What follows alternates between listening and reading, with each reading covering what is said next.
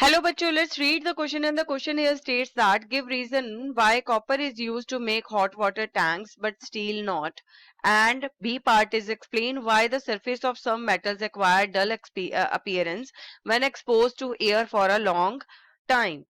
So what is the key concept for this question is to know about the reactions of metals under different conditions.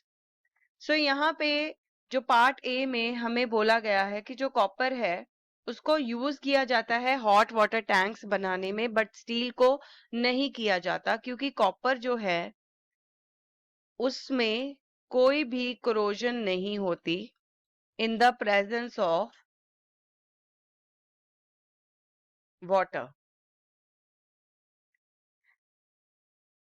Now what is corrosion? अब ये जो corrosion word है इसका मतलब क्या है?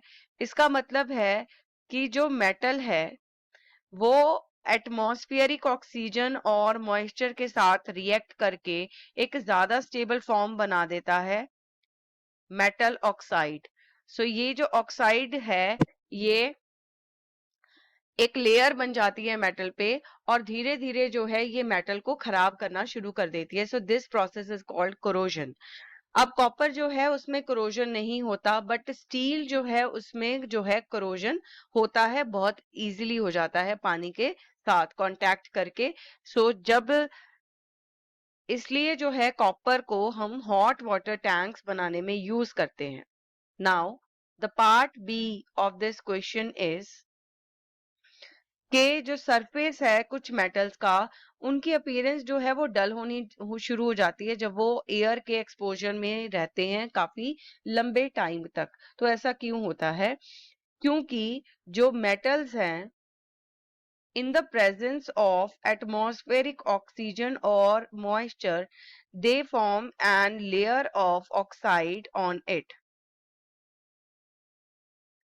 तो ये ऑक्साइड की जो लेयर होती है वो डल होती है. फॉर एग्जाम्पल हम एग्जाम्पल देते हैं. फॉर एग्जाम्पल जैसे कि जो अल्यूमिनियम के यूटेंसिल्स होते हैं, जब वो काफी टाइम तक ऑक्सीजन के कांटेक्ट में रहते हैं तो एक डल सा जो ऑक्साइड की लेयर जो है उनपे बन जाती है.